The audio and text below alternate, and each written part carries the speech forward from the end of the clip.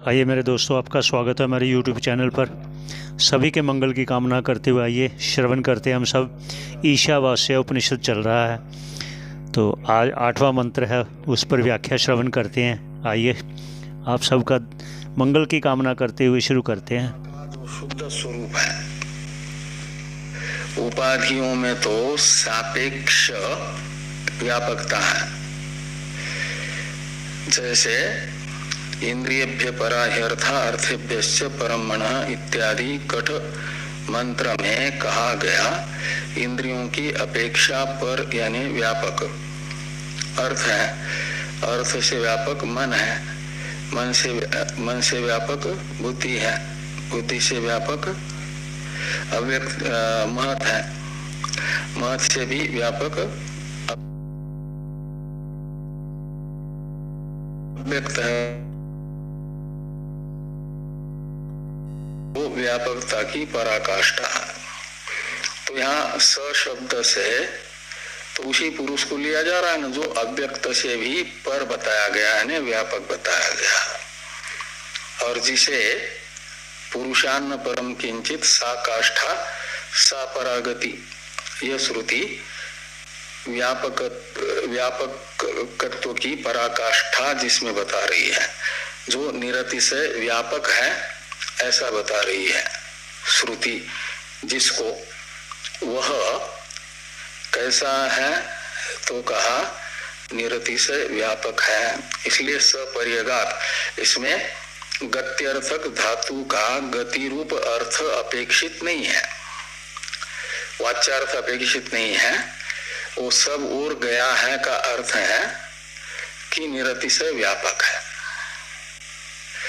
तो सपर्यगात, इसका तात्पर्य अर्थ निकलेगा कि आत्मा का निरूपाधिक स्वरूप निरति से व्यापक है,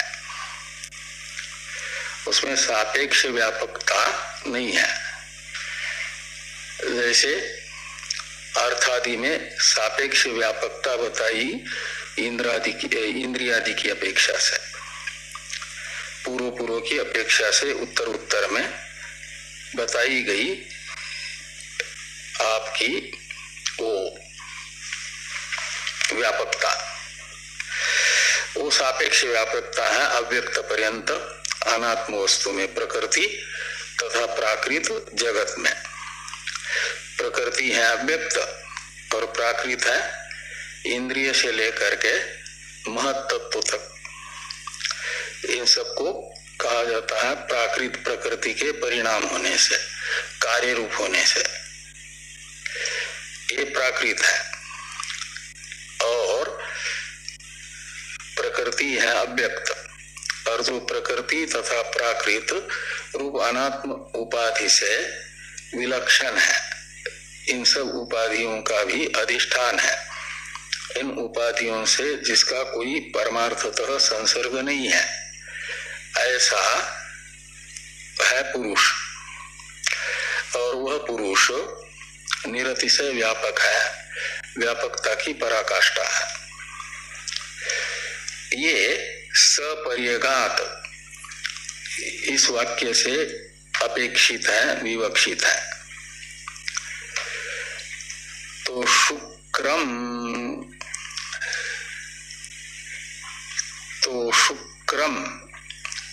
शब्द का अर्थ है, ऐसे तो तालव्य शकार, उसको छकार अभी मंत्र में दिख रहा, वो तालव्य शकार को छकार हो जाता है। तो सुना नश्चव्य नहीं, किसे शेष चोटी, शेष चोटी। तो पर्यगात में पहले त को च हो जाता है, च वर्ग। और शुक्रम शब्द का अर्थ है शुद्ध, और शुद्ध का अर्थ है दीप्तिमान, चेतन प्रकाशमान, विशुद्ध ज्ञान स्वरूप। ये शुक्रम से लेना दीप्तिमत्ता को, उसमें दीप्तिमत्ता है। अनात्मा तो जड़ है, उसमें तो दीप्तिमत्ता यानी प्रकाशमानता नहीं होगी, और आत्मा चेतन होने से उसमें चैतन्य रूप दीप्ति है। दीप्ति है का मतलब प्रकाश है। वो प्रकाश ऐसा जड़ प्रकाश के तरह नहीं है, भौतिक प्रकाश की तरह नहीं, चेतन प्रकाश। इसलिए शुक्रम शब्द का अर्थ निकलेगा दीप्तिमान, यानी चैतन्य रूप प्रकाश से युक्त चेतन स्वरूप, चित। तो शुक्रम, इसके बाद आता है अकायम और अव्रणम। तो पहले अकायम, ये जो पद है इसमें काय, काया शब्द का अर्थ होता है शरीर, और अकाय का अर्थ है काया रहित, यानी शरीर रहित। अकाय शब्द का अर्थ निकलेगा। तो शरीर कितने हैं? 3। इनमें से अकाय में काया शब्द से ग्रहण करना सूक्ष्म शरीर को। 3 शरीर, एक कारण शरीर है, एक सूक्ष्म शरीर है, दूसरा स्थूल शरीर है। तो अकायम में जो काया शब्द है, इससे आपको कौन से शरीर का ग्रहण करना है? सूक्ष्म शरीर का। इसलिए अकायम का अर्थ निकलेगा सूक्ष्म शरीर रहितम अकायम, सूक्ष्म शरीर रहितम। और अव्रणम, तो अकायम से सूक्ष्म शरीर का संसर्ग आत्म स्वरूप में नहीं है, सूक्ष्म शरीर रूप उपाधि से वो रहित है, ये बताया गया। और अव्रणम अश्नावीरम, ये जो 2 विशेषण है, इन 2 विशेषणों से बताया जा रहा है स्थूल शरीर रूप जो एक उपाधि है, स्थूल शरीर रूप उपाधि से भी रहित है। इसे बताने के लिए इस मंत्र में अव्रणम और अश्नावीरम, ये 2 विशेषण है, ये ध्यान में आना। अव्रणम, इसमें व्रण शब्द का अर्थ होता है कहीं जा रहे हैं, गोली चल रही है और लग गई गोली आपको, तो उस गोली से जो घाव होता है, उस घाव को कहा जाता है व्रण। या किसी ने चाकू ही मार दिया तो उससे घाव हो गया, वो है व्रण शब्द का अर्थ। एक वर्ण होता है, वो तो अक्षर, और वर्णाश्रम में भी वर्ण होता है, वो अलग वर्ण, ब्राह्मण क्षत्रिय वैश्य। लेकिन ये व्र और र का संयोग है, उसके बाद में अ है। व्रण, उसका अर्थ है आघात आदि से हुई जो जख्म, उसे व्रण शब्द से कहा जाता है। किसी ने चाकू से आघात किया आपके ऊपर, या पत्थर ही मार दिया, उससे सिर फूट गया, तो आघात हुआ कि नहीं? क्या व्रण होता है कि नहीं? घाव हो जाता, वो घाव कहलाता है व्रण। और अव्रण शब्द का अर्थ निकलेगा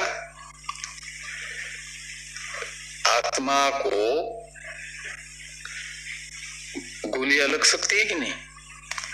जो शुद्ध आत्म स्वरूप है, उसको कोई गोलियों से भूनना चाहेगा तो कितने राउंड फायरिंग करने पर न तो उसे कोई मिसाइल उड़ा सकती है, न तो कोई आपका ये गोलियां लग सकती है। दहती पावक के अनुसार ये जो भौतिक मटेरियल से बने हुए शस्त्र है, इनमें से किसी से भी उसे कोई चोट नहीं पहुंचाई जा सकती, में शस्त्रादि जन्य जख्म हो नहीं सकती। उसे कहा गया अव्रणम। तो शुद्ध जो आत्म स्वरूप है, निरुपाधिक आत्म स्वरूप है, वह अव्रण है।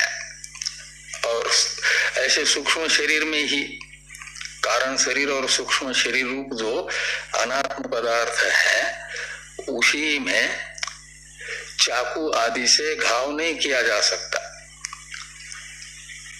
सूक्ष्म शरीर को घायल किया जा सकता है क्या? सूक्ष्म शरीर क्या है? 5 प्राण, 5 कर्मेंद्रिय, 5 प्राण, मन, बुद्धि, इन 17 तत्वों का जो समूह है, संघात है, इसे कहा जाता है सूक्ष्म शरीर। इसे आप न तो चाकू से जख्म कर सकते हैं उस संघात को, सूक्ष्म शरीर को, न तो गोली से भून सकते हैं, न तो बम से उड़ा सकते हैं। ये सूक्ष्म शरीर ही जब बम आदि किसी को ये करते हैं तो मर जाता, स्थूल शरीर मर जाता है। लेकिन सूक्ष्म शरीर तो स्थूल शरीर से निकल करके दूसरा शरीरांतर में जाता है ना, जन्मांतर उसका होता है। इसका अर्थ सूक्ष्म शरीर तो वही रहा, ऐसे कारण शरीर रूप अज्ञान भी वही रहता है। तो कारण शरीर तथा सूक्ष्म शरीर में ही ये शस्त्रादि व्रण नहीं कर सकते। तो शुद्ध आत्म स्वरूप में कहाँ कर पाएंगे?